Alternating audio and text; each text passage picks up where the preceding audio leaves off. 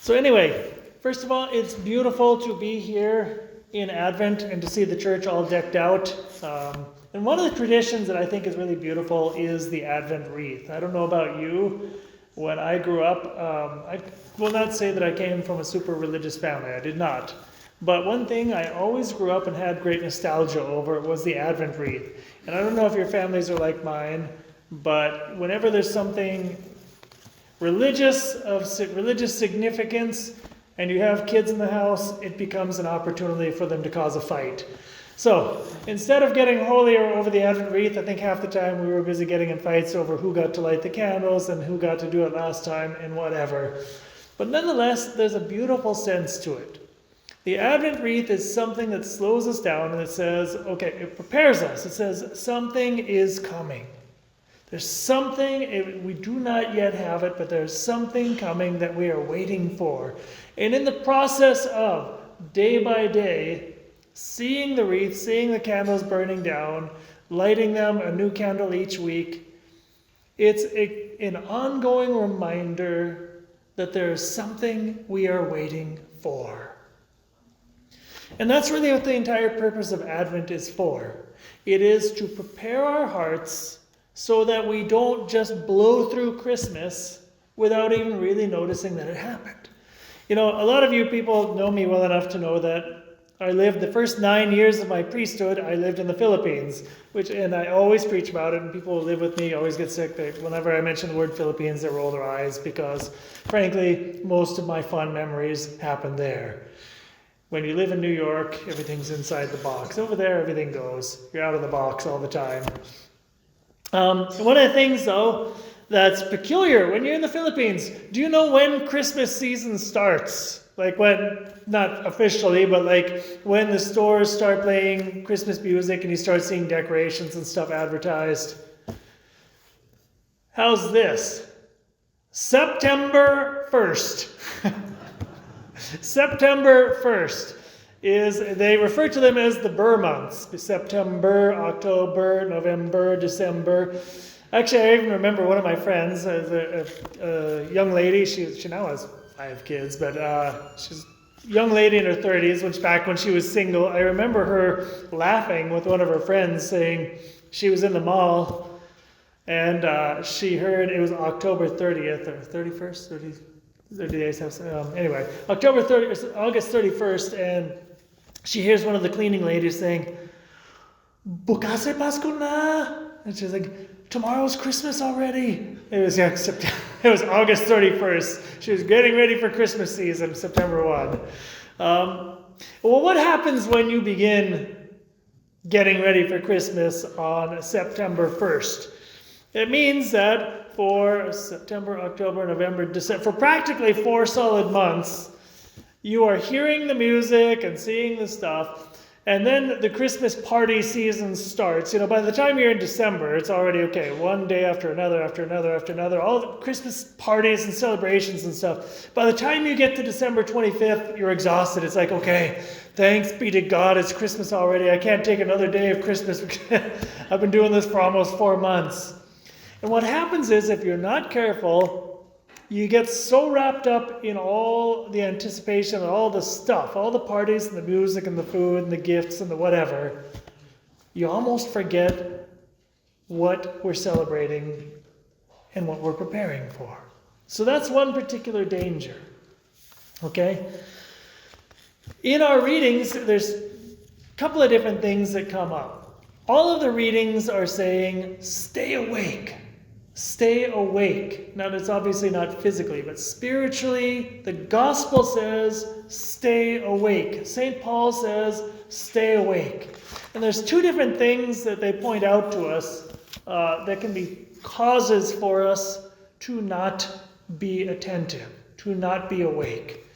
St. Paul's reading says, letter to the Romans, "Brothers and sisters, you know the time. It is the hour for you to awake from sleep." Then a couple sentences later, "Let us throw off the works of darkness and put on the armor of light. Let us conduct ourselves properly as in the day, not in drunkenness and promiscuity and lust and etc., etc." It names this whole list of vices. So right off the bat, what is the one thing that can cause us to spiritually be asleep? It is distractions. It is, and he's actually mentioning here the sinful distractions. Obviously, sin is the very first thing that will always cloud us so that we're not attentive to the things of God. But I would say in a broader sense than what St. Paul is talking about, not even just sinful distractions, but just the day-to-day life. If we do not consciously do things to prepare for the coming of Christ at Christmas, we'll go through our day-to-day routine and we will just go from distraction to distraction, and Christmas will come and go, and we might even have the paper, the wrapping paper and the gifts and the food and all that. But December 26th will roll around and we will say, did I really encounter Christ? Did I live Christmas for all that we celebrated and everything? Did I live Christmas the way that God wanted it to be lived? Did this Christmas make any difference in my life, aside from my bank account? Probably I have less money in my bank account than I would have had there been no such thing as Christmas. But aside from that, did this Christmas change me? Because if we are not careful, we can cruise through Advent and Christmas and remain completely unchanged. And what a tragedy. The second thing is, in the gospel, Jesus says, again, he uses the language of staying awake. You do not know the day on which your Lord will come. Be sure of this, if the master of the house had known the hour when the thief was coming, he would have stayed awake. So too you must be prepared, for at an hour you do not expect the Son of Man will come. The second thing is this. It is, if you want, we can call it laziness. There was a theologian. He was not a Catholic theologian. He was a Protestant theologian named Karl Barth. Not Karl Marx, he's a communist, and not a theologian. Karl Barth. He died in the 60s. He was one of these big intellectual guys. He was a Calvinist. But he said, the number one sin of our time, you want to know what it is according to Karl Barth? And I think he may have been correct. It is not pride, although there's plenty of it to go around. It is not lust, although if you look at our culture, there's plenty of that. It is laziness, spiritual laziness, just not even caring. Not even caring the fact that it's Christmas, not even caring the fact that, okay, well, I know I'm going to die someday, but God's nice, everyone gets to go to heaven. Not even living our lives as though God exists. Spiritual laziness. And that is the danger that Christ is talking about here. He says, stay awake. If you knew when God was going to come, of course you would immediately get up on your feet and say, for example, at the end of your life, if you know, okay, in 17 minutes from now, I'm going to be dead. Obviously, if you're a serious person at all, you would say, okay, I've got 17 minutes to start getting ready for God. This is serious. All of a sudden, the New York Giants game is no longer that important to me, or the Jets, or whoever your particular team is, when you know you're going to meet God, right? Well, what Christ is saying really is, you never know when God is going to appear. You never know the moment of God's grace. There are a couple of different moments that we can say that God appears regularly, and if you're not careful, you'll miss him. One of them is when you are tempted. When there's a temptation to do something sinful, God is always right there at your shoulder. And if you want to turn to him, he will give you the grace that you need to avoid that. One of them is called the cross, or when suffering enters into our life. God is always right there. But do we think to turn to him? Are we awake spiritually? One of them, frankly, is when we're having a lot of fun. And it's very easy when we're having so much fun, we get distracted, and again, we forget about God. There's a holy way of having fun, and there's also an unholy way of having fun, and they leave totally different impressions in our souls. At an hour we do not expect, the Son of Man will come. How can you and I live an Advent that's going to prepare our souls for the coming of the Son of Man? Well, it means we have to do something conscious, if you want. You remember back in the day, I know I'm an old school person, but you remember back in the day we used to actually make Advent resolutions? Raise your hand if you actually remember making Advent resolutions when you were young. I know you're all too embarrassed. You probably won't. Somebody back there, they do it. And it was kind of like Lent. You know, Advent was almost like a little Lent. It's like you sacrifice something. What would it be like if we spent the next 4 weeks of our lives making some resolution that if I do this thing every single day as a preparation for Christmas, what do you think your Christmas would be like? It could be something, the classic one, I'm going to give up chocolate for Advent, which you already know is going to last you a maximum of 2 weeks and then it's gone. You're going to break that one.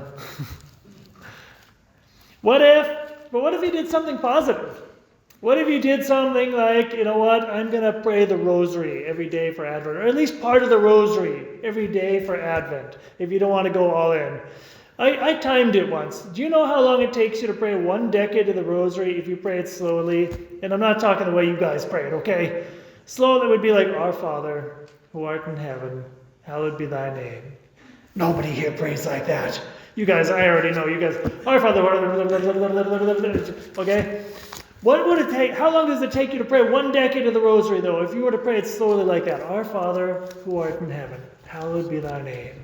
Thy kingdom come. It takes about 2 minutes. I timed it. 2 minutes. Do you think you have 2 minutes in your day? Do you think it would make a difference if every person in this church prayed, let's just give real simple, 1 extra decade of the rosary? You don't have to do it, but it's an example. What if every person in this church right now said, I'm going to commit myself this Advent every single day. I'm going to be crazy generous with God and give him an extra 2 minutes every day. Do you think that would change your life? I know somebody who once made that resolution. It wasn't for Advent. Somebody's stupid enough to make the resolution. I'm going to begin by praying 1 decade of the rosary. And now look what it got me. It will change your life. I guarantee. As long as you promise I'm going to do it well. That's the deal. If you 1 extra decade of the rosary every day, so if you pray 0 decades of the rosary a day, okay, let's get generous. Let's dig real deep and give God those 2 minutes. I think you got that. It will change your life. And if you're already praying 5 decades, okay, let's get crazy now and pray 6 decades, okay? Well, I'm just suggesting. But if you do that every single day, I promise you, when Christmas rolls around, you will not get to December 26th and say, oh man, I totally forgot it. It's like Christmas came and went. I feel the same. When Christmas comes around, if we are generous with God and make that resolution, I promise you, your Christmas will be different. Your life will change. You will not be the same person. And God will give you all kinds of blessings for Christmas. So, look forward to seeing you in the upcoming weeks. And let us continue let's pray for each other so that we will all encounter Christ on this Christmas.